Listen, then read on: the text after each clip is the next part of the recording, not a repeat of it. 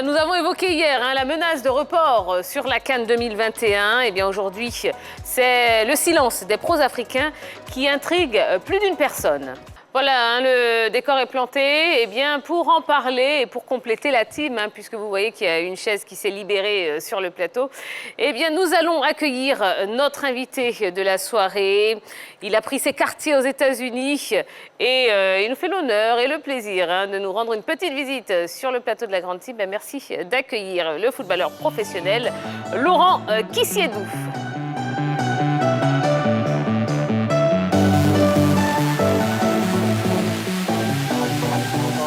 Bonsoir Laurent, installez-vous. Salut champion. Bonsoir. Comment allez-vous?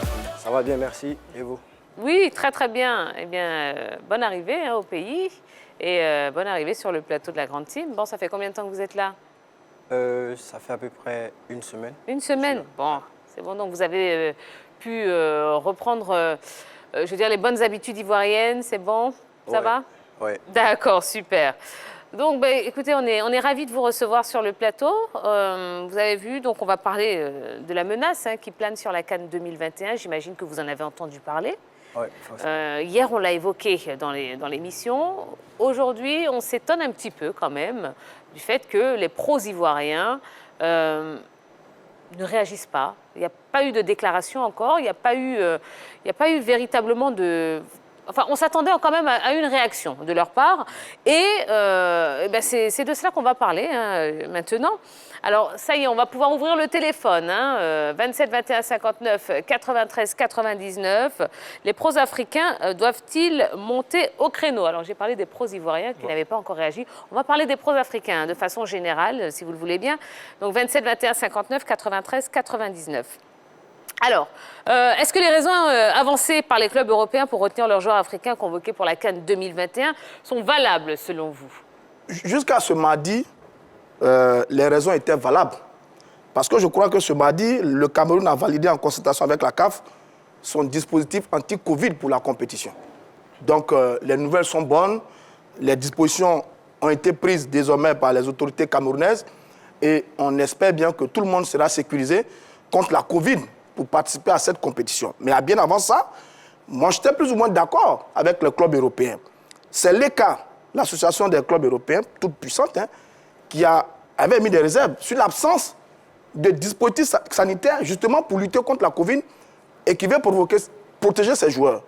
Je veux dire, n'importe quel employeur a le droit d'avoir une telle réaction dans un tel contexte. Donc, on pouvait les comprendre. Sauf que, comme je dis, ça soulève en fait derrière un gros débat qui perdure depuis longtemps sur la libération des joueurs africains pour venir participer aux compétitions sur le continent africain. C'est un gros débat. Il y a eu le contexte de la Covid là, qui fait sortir l'association là, mais c'est un vieux débat. Donc sur ce coup-ci, oui, on peut partager leur inquiétude parce que quand même nous en Afrique, on est un peu spécialiste des inquiétudes.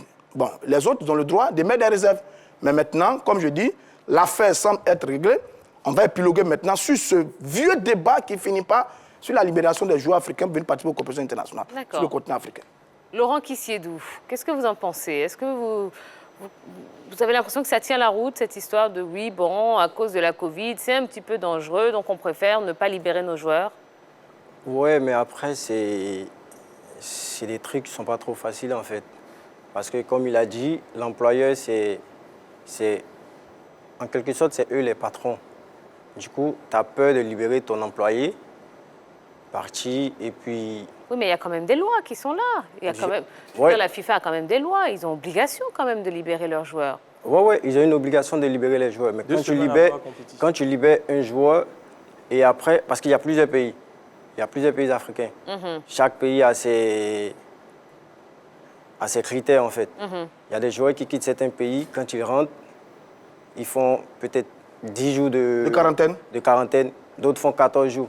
Donc, du coup, ce n'est pas facile pour eux. Après, quand tu es footballeur, ça te met dans une position un peu difficile parce que tu as envie de représenter ton pays. Ça, c'est le rêve de tout footballeur.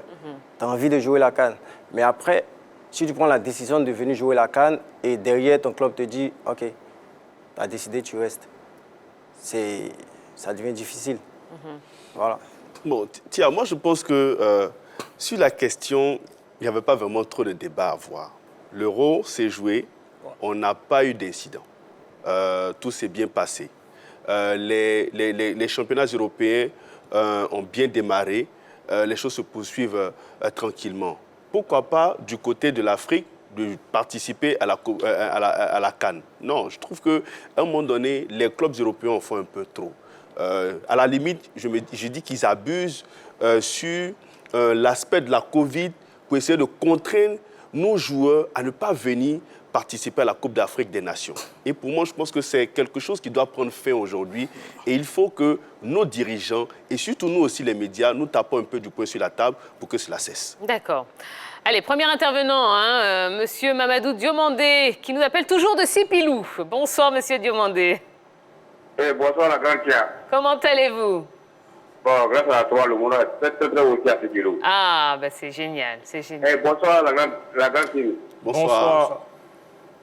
Alors, Monsieur Diomandé, les pros africains doivent-ils monter au créneau concernant donc la menace Tiens, je me disais, pour nous a dit qu'ils doivent passer 4 milliards 700 millions contre l'Inde des Ivoiriens ou une tous.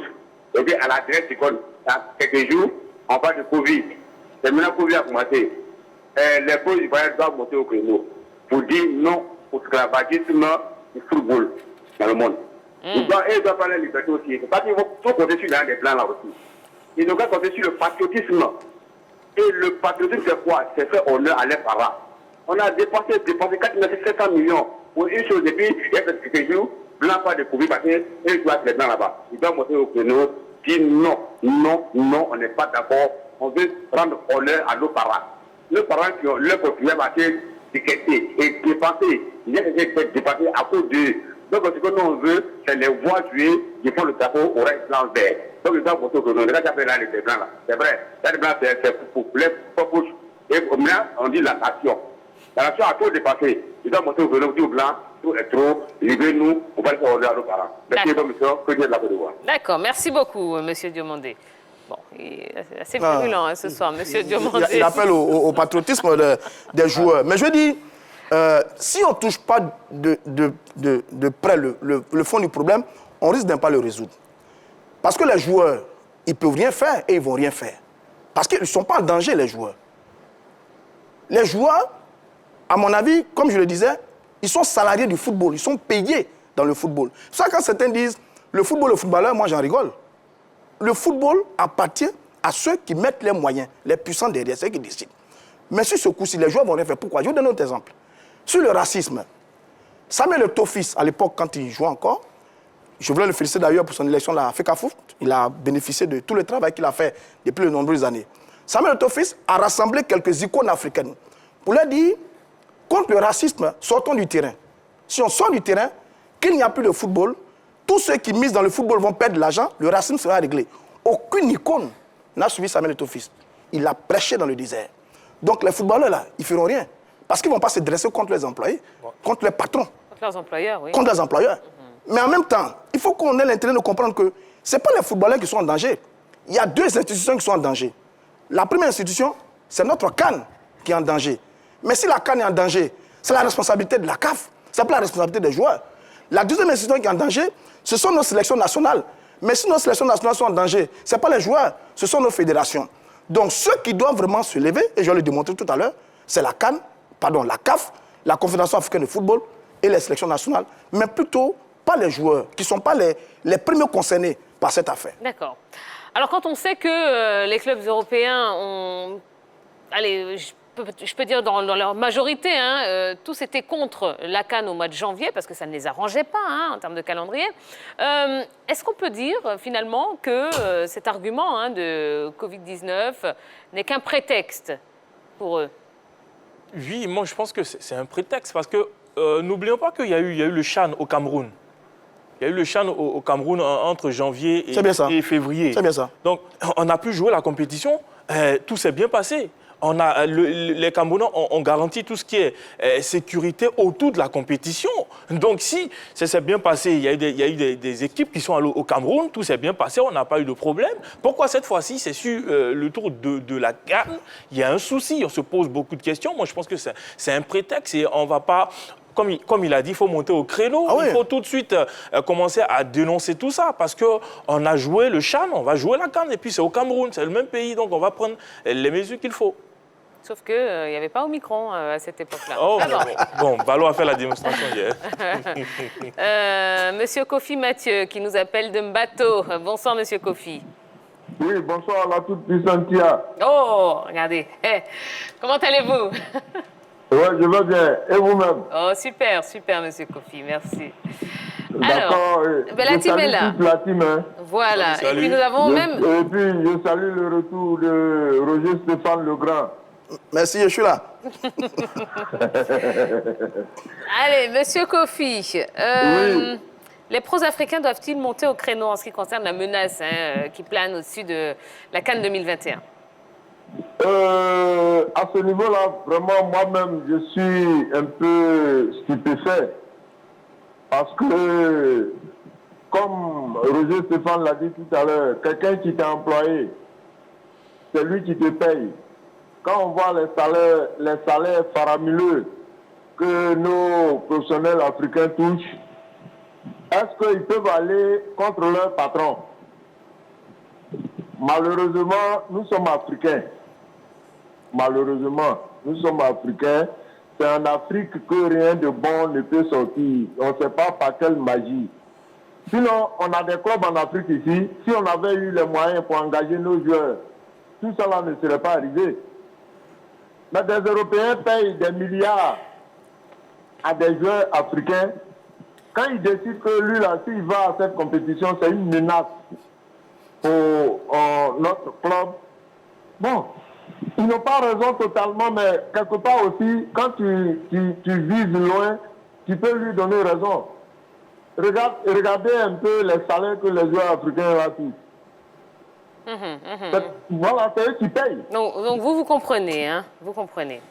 Voilà, c'est eux qui payent.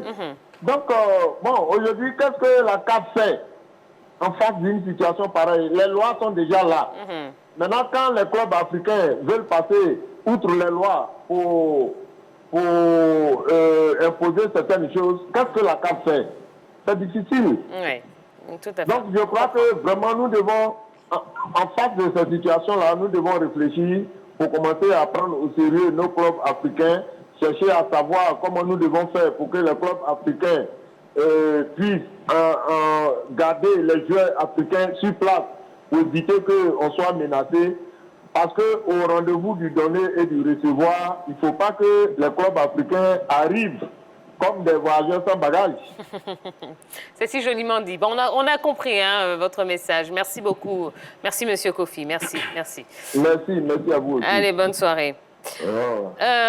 Laurent Kissiedou, bon, si on se base sur la théorie de Roger Stéphane, à savoir que bon, ce sont les clubs qui vous emploient, donc il serait difficile pour un footballeur de s'opposer à son employeur. Vous, qui êtes dans cette situation, est-ce que vous êtes d'accord avec ce qu'il dit?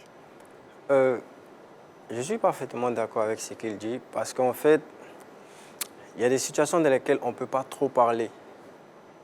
On n'a pas grande chose à dire, même si on a envie de parler. Souvent, on a envie de parler, mais on ne peut pas parler. Parce que quand tu finis de parler, tu fais quoi après?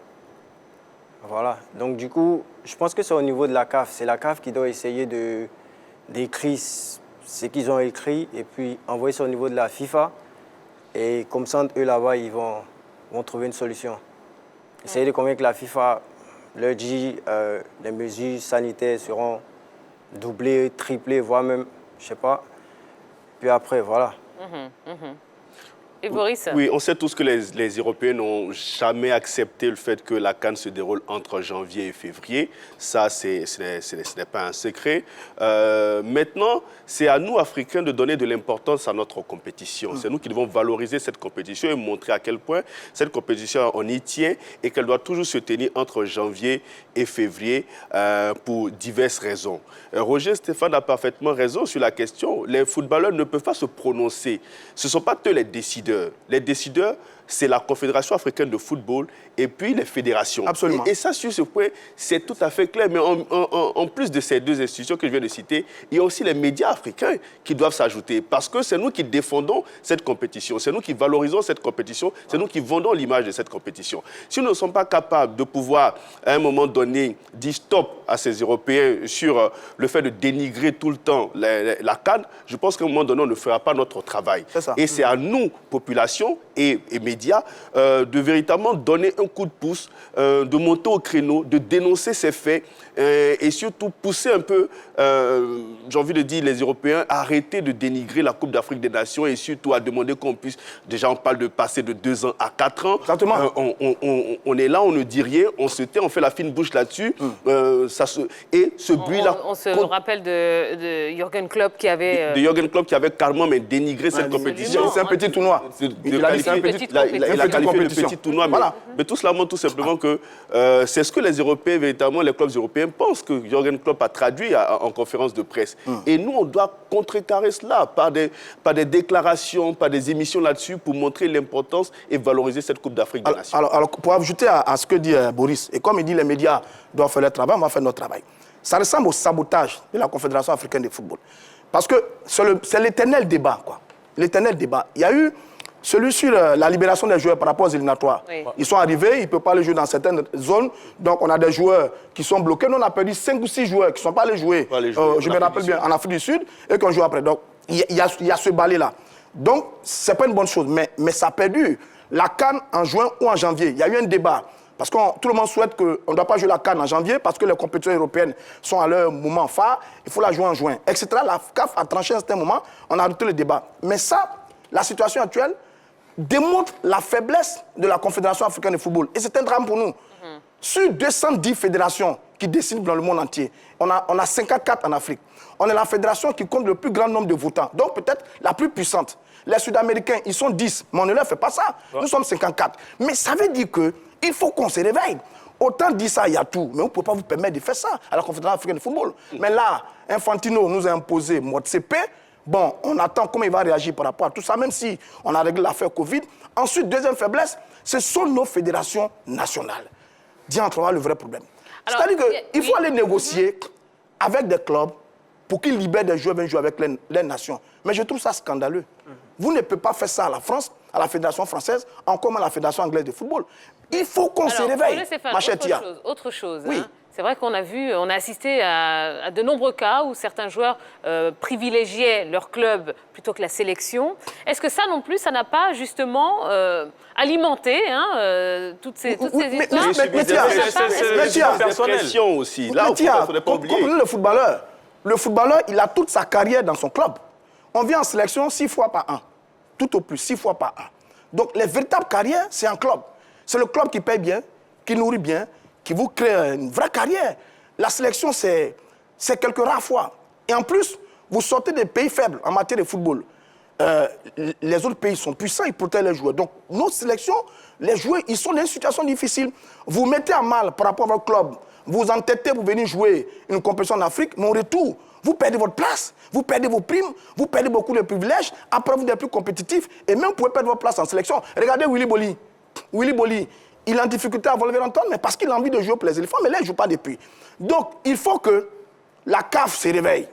Il faut que les fédérations nationales se réveillent. Ce n'est pas une affaire des joueurs. Les joueurs, je les comprends parfaitement. J'aurais été à leur place que je me serais terré dans mon coin, jouer mon ballon, gagner mon argent, si on me libère, bien jouer. La responsabilité est celle de la CAF et des fédérations nationales. C'est ça le vrai problème. D'accord. Bon. On va souffler un peu, hein. On va lire un message sur la page Facebook, message d'Éric Stéphane Ourega. Il dit, pendant combien de temps l'Europe va-t-il mépriser l'Afrique? Malgré la pandémie, on a vu des stades remplis à l'Euro. Et il y a même eu la tenue de la Copa América. Donc ce n'est pas autour de l'Afrique qu'on va trouver des justificatifs pour nous obliger à reporter notre compétition majeure. Que la CAF se réveille, il est temps d'en finir avec ce complexe d'infériorité. Exactement. Tout à fait d'accord. Parce qu'au départ, la Copa, c'était, je crois, en Argentine avec un autre pays. On a dit que, ouais, cas Covid, mais finalement, le Brésil a organisé et tout s'est bien passé, il n'y a pas de souci. Effectivement, on a eu l'Euro. Et puis qu'on arrive sur le cas de la CAN, on va trouver les histoires Covid, on va essayer de bloquer parce que entre janvier et février, ils n'aiment pas libérer nos joueurs parce que vous prenez en Angleterre, il y a le Boxing Day qui arrive, tout et tout. En Angleterre, les Sadio Mané, tout et tout, c'est eux qui font l'équipe aujourd'hui, ils ne veulent pas les voir venir, c'est tout. D'accord. Monsieur Doulou Abraham nous appelle d'Abengourou, de Bongouanou plutôt. Bonsoir, monsieur Doulou. Bonsoir, rapidement. Bonsoir. Bonsoir. Comment allez-vous? Ça va très bien. Bon, tout se passe bien à Bongouanou? Oui, ça va, ça va. Il y a plus précisément de Banapo dans la commune de Bongouanou. Banapo, c'est ça? Oui. Banabo où le bananier ne meurt jamais. Banabo. Voilà. D'accord. Bon, ben là, je découvre. Hein. Oui. Merci en tout cas pour votre appel. Alors, la question, les pro-africains doivent-ils monter au créneau? Bon, à ce niveau, moi, je pense que à ce niveau, allô? Oui, on vous entend bien. À ce niveau, je pense que les pro-africains ne peuvent rien. D'accord. Ils n'ont rien à perdre, ils n'ont rien à gagner. Ceux qui doivent réagir, je crois que c'est nos confédérations, voilà, la CAF doit réagir. Et les confédérations africaines doivent réagir. C'est les seuls qui peuvent, qu'on appelle, venir s'opposer à cette réaction. Sinon, les joueurs, les pro-africains, ils ne peuvent rien. Ils n'ont rien à gagner, ils n'ont rien à perdre. Même, je me rappelle bien que dans le passé, lorsque les gens traitaient Eto'o de nègre, Eto'o avait refusé cela et il avait envoyé une idée. Les gens n'ont pas connu. Ses camarades on en a parlé, oui, tout à l'heure. Oui, absolument. Voilà. Et donc, moi, je pense que les pros, là, vraiment, il serait très difficile pour eux d'aller, de se plaindre. Mais c'est plutôt la CAF et les confédérations des pays qui doivent se lever pour dire non. Je vous donne un exemple terre à terre. D'accord. Rapidement, monsieur Doulou, rapidement. Allez-y. À son âme, Laurent Pokou, quand il jouait en France, il jouait dans la même équipe que Platini. Il était plus fort que Platini. Mais on a inventé une maladie sur lui en disant qu'il a une maladie tropicale. Tout simplement pour le teindre. Pourquoi?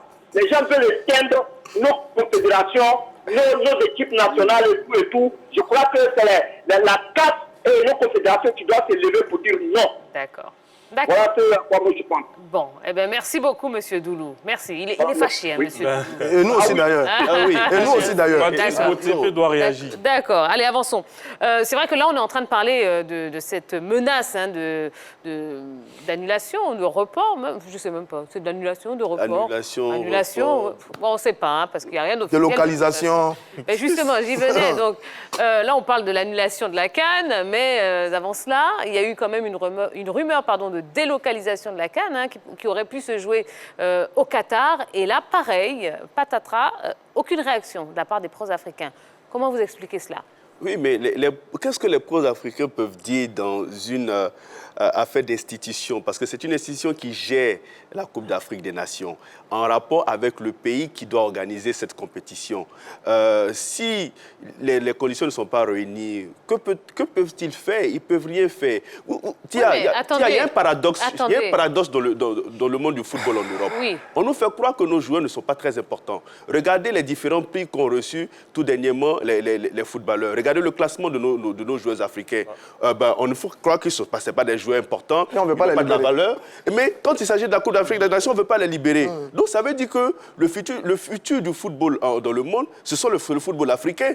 Et ça, on veut tuer le football africain. Quand on vous parle de changer la périodicité de 2 ans à 4 ans, mais c'est une mort qu'on est en train de programmer du football africain à travers la Coupe d'Afrique des Nations, qui est la plus grande compétition. Je suis d'accord avec vous. Mais là, la problématique de ce soir, puisqu'on va essayer d'aller un petit peu plus loin dans le débat, débat. C'est qu'à une certaine époque, quand il y avait des joueurs comme Didier Drogba, comme Samuel Eto'o, ils osaient prendre la parole, ils osaient parler, ils osaient ils osaient contester certaines décisions qui étaient prises. Pourquoi aujourd'hui, quand on a des Sadio Mané qui sont là, qui sont au top quand même de leur carrière, des Mo Salah et autres, eh ben on ne les entend pas. C'est ce qui est un peu dérangeant dans cette histoire. Laurent. Au temps de Drogba, Eto'o, il n'y avait pas de Covid. Aujourd'hui, la Covid, c'est un prétexte qu'ils utilisent. Mais après, il y a la réalité aussi qui est là. L'Afrique, nous les Africains, en fait, comme il a dit, on n'est pas tellement concentrés quand on parle de la Covid. C'est-à-dire, on ne montre pas qu'on veut, en fait, sécuriser nos joueurs.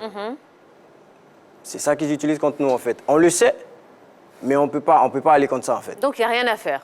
Il n'y a pas grand-chose à faire. Les footballeurs ne peuvent rien faire. Alors Tia, pour bien comprendre ça, mais vous avez raison sur votre question, parce que quand même, à un certain moment, certains footballeurs avaient plus d'écran. C'est vrai que Eto'o, c'est Eto'o. Il était capable de dire à son entraîneur, merde, excusez-moi l'expression, il était capable de pourrir des vestiaires parce que c'est Eto'o. Drogba, pareil, ok. C'est vrai, les autres n'ont pas le même cran, mais ce n'est pas le même contexte. Parce que sur le racisme, les footballeurs sont victimes du racisme. On insulte le joueur. Donc le joueur peut se plaindre. Mais sur cette compétition, ne pas libérer les joueurs. Le joueur n'est pas en danger. Sadio Mané, il ne perdra pas son salaire à Liverpool. Il va jouer, il aura son salaire. Mohamed Salah n'a pas de problème. Celui qui a un problème, c'est la CAN, qui n'aura pas ses meilleurs joueurs. Celui qui a un problème, c'est la fédération qui n'aura pas ses meilleurs joueurs. Donc c'est eux qui doivent régler le problème. Sur la délocalisation, j'ai entendu ça. Mais c'est du sabotage. On veut saboter la CAN. À un moment où le ministre des Sports au Cameroun fait le tour des localités avec la mascotte pour commencer à haranguer le peuple, pour se préparer par rapport à la compétition, à un moment où on fait de la publicité, où toutes les icônes camerounaises, Roger Mila, Antoine Bell, Samuel Eto'o, tout le monde se mobilise pour appeler le monde entier au Cameroun, on parle de délocalisation au Qatar. C'est un sabotage. Rappelons-nous du débat. La CAN doit passer à chaque 4 ans, parce que la CAN ne gagne pas d'argent. C'est du sabotage. On veut tuer la Coupe d'Afrique des Nations de football. On veut tuer nos sélections africaines au détriment des clubs européens. C'est ça le vrai sujet. Pour terminer, un entraîneur européen, que je respecte bien, peut dire la CAN est un petit tournoi. Mais c'est grave. Un petit tournoi, c'est les 2 stars de son équipe viennent jouer la CAN. Et il dit la CAN est un petit tournoi. Donc, il y a une communication nauséabonde autour de tout ça pour saboter la Coupe d'Afrique des Nations de football. Mais ça ne se passera pas. On jouera la CAN au Cameroun. On la jouera au Cameroun. Allez, autre message. Le message de Sylvain Kébé. Il dit oui, bien évidemment. Face à un énième chantage menaçant la CAN 2021, unis comme un seul homme, nos pros africains doivent faire entendre leur voix, monter au créneau pour dire non à ce chantage. L'instance dirigeante doit également jouer son rôle. Enfin, quand même nous sommes au 21e siècle, nous sommes indépendants et devons prendre nos responsabilités. La CAN, c'est la fête partout en Afrique. Bon, par contre, là où je suis un peu d'accord, c'est que bon, les anciens joueurs qui sont à la retraite, on peut entendre quelques-uns. Je dis, on peut entendre Mia, une guitare, bon, enfin, on peut les entendre. On peut entendre également la FIFPro Afrique, qui peut peut-être se réveiller un peu pour dire, mais attention, voilà, il y a un ballet qui n'est pas très intéressant. Oui, bon, peut-être ceux-là, on peut peut-être les entendre, les voir monter un peu au créneau pour être solidaires de leurs héritiers, des jeunes qui évoluent en Europe. On peut voir la FIFPro Afrique, enfin, bousculer un peu pour peut-être porter sa voix. Sur cet aspect, oui, je peux être d'accord sur la capacité donc, des anciens de la FIFPro de porter un peu la voix pour contester ce qui se passe en ce moment. D'accord. Vous voulez un petit verre d'eau? Non, tout va très bien, ma chère. Un peu révolté, mais tout va très bien. Calme, hein, ouais, je suis très calme. Passez un bon moment. Je suis très calme. Monsieur Kouadio, qui nous appelle des 2 plateaux, est avec nous. Bonsoir, monsieur Kouadio. Bonsoir, la grande team. Comment vous allez? On va bien. Et vous, monsieur Kouadio? Oui, ça va. Bon, Roger Stéphane est fâché ce soir, vous avez vu? Oui, là, cette fois-ci, je suis très d'accord avec Roger Stéphane. Ah. Non, c'est quand ça vous arrange pas, là, vous n'êtes pas d'accord. Vraiment par rapport à ça. Voilà, Soalio n'est pas là aujourd'hui, mais vraiment, moi, je prends la place de Soalio. Allez-y, on vous écoute. Vous savez, une fédération, on impose un président, bon, de la part des présidents de la FIFA, sans élection, moi je pense que c'est du n'importe quoi, excusez-moi du thème. Aujourd'hui, avec tout ce qui se passe, Mon CP ne peut pas dire qu'il n'est pas au courant, ni entendu, ni n'attend pas, ni voir ce qui se passe. Mais il ne peut même pas sortir pour démentir, même pour dire quelque chose qui nous concerne. Alors, que se passe? Au moins, il doit faire une sortie, au moins pour dire quelque chose. Quelle est cette science? Moi, je ne comprends pas. Alors, il faudrait que nos autorités s'en mêlent, pour moi, et puis pour que vraiment on puisse se réveiller. Trop, c'est trop. Voilà, moi-même, j'ai un mal. Et j'ai mal au cœur parce que par rapport à tout ce qui se passe. Les Européens ne nous respectent pas. Ils nous respectent pas. Ils nous traitent nos compétitions, des compétitions de seconde classe. Bon, tout ça là, vraiment, il faudrait que nos autorités, vraiment, comme ne peut pas trop s'insérer dans les affaires sous mais quand même, il y a le ministre du sport et puis il y a les acolytes, quand même, ils se lèvent pour faire quelque chose de ma part. D'accord. Voilà. Merci beaucoup, M. Kouadio. Merci pour votre appel. Bonne émission à vous. Merci. Vous aussi, bonne soirée.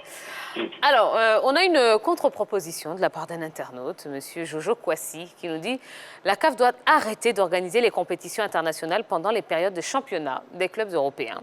Parfois, l'Afrique doit être sérieuse dans ses décisions. Nous sommes victimes de nos choix par rapport au timing. C'est le mois de janvier et les clubs ont besoin de leurs joueurs, sans oublier que ce sont ces clubs qui payent les joueurs. Bref, on doit organiser nos compétitions internationales pendant les vacances des clubs, comme le fait l'Europe et l'Amérique. » Qu'est-ce que vous en pensez? Tout dépend des périodicités. Non. Moi, sur cet aspect, je ne suis pas véritablement d'accord avec l'internaute, dans la mesure où chaque continent a ses réalités.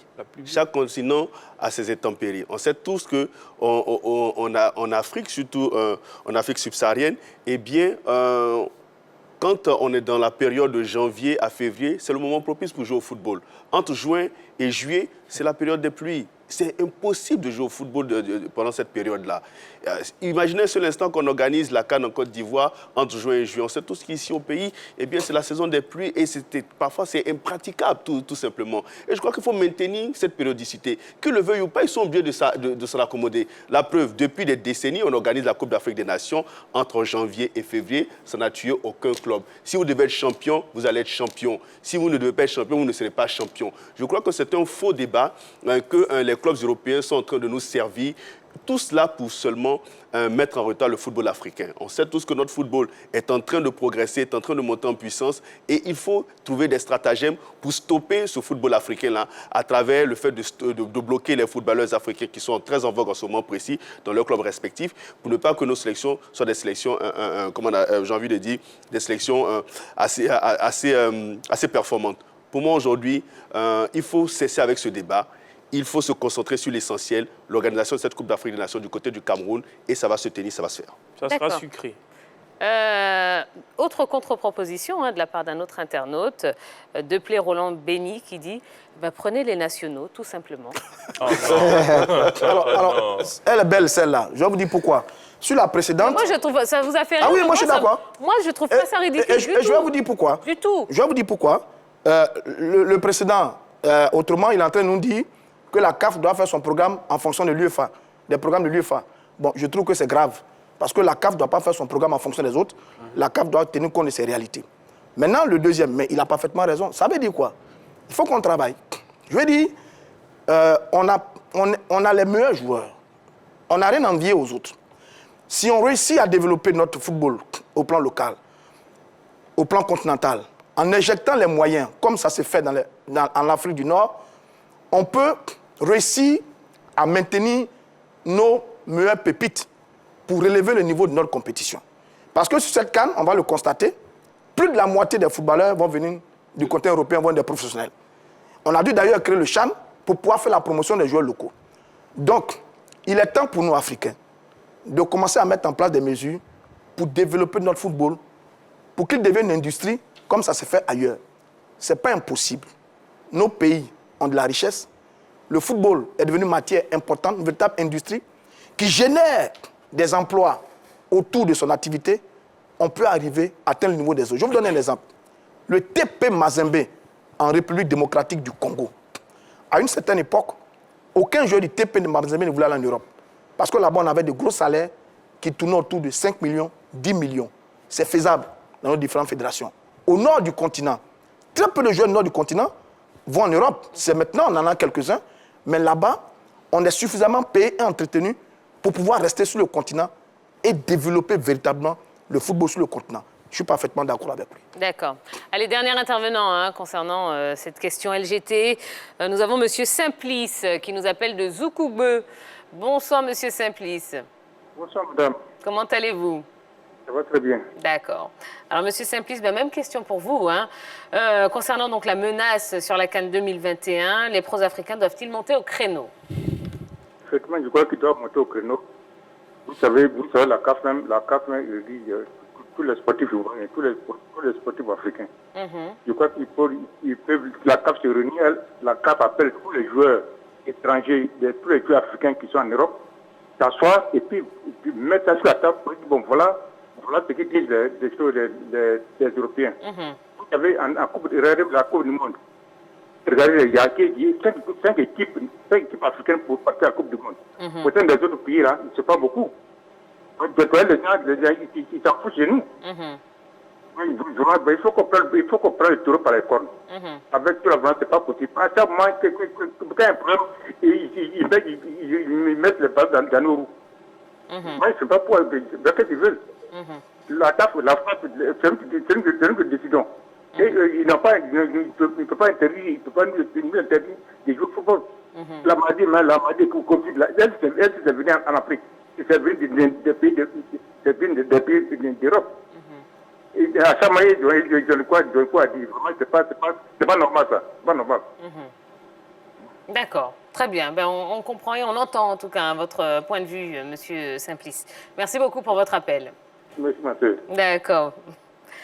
Bon, et rapidement pour clore donc ce sujet concernant donc la CAN 2021, pour observer le protocole Covid, sachez que tous les spectateurs devront être vaccinés entièrement ou devront subir des tests PCR ou des tests antigéniques pour avoir accès au stade. Voilà.